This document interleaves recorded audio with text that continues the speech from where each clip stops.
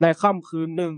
พรานป่าผู้ช่ำชองเดินลึกเข้าไปในป่าใหญ่เพื่อล่าสัตว์หลังจากเดินทางมาทั้งวันเขาตั้งค่ายไฟขึ้นริมลำธาร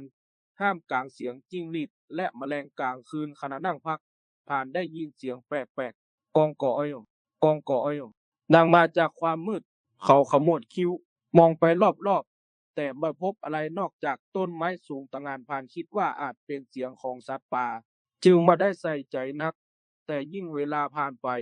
เสียงนั้นก็ดังขึ้นเรื่อยๆและสัตว์ป่ากลับเงียบสงัดผิดปกติเขาเริ่มรู้สึกไม่สบายใจหยิบปืนขึ้นมากำแน่นมองออกไปยังเงามืดของป่าบางสิ่งบางอย่างกำลังเคลื่อนตัวอยู่ท่ามกลางต้นไม้ตอนที่สองเผชิญหน้ากับสิ่งลี้ลับเสียงกองกออยกองกออยค่อยๆดังใกล้เข้ามาหัวใจของพรานเต้นแรงขึ้น เขารีตามองและเห็นเงาดำบางอย่างกระโดดพรวดออกมาจากพุ่มไม้มันเป็นร่างคล้ายมนุษย์แต่มีเพียงขาข้างเดียวผิวหนังซีดซียว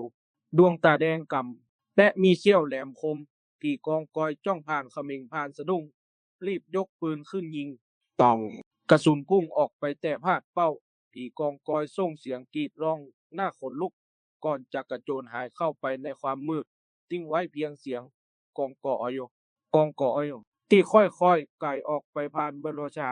จีบเก็บข้าวของแล้ววิ่งหนีออกจากป่าทันที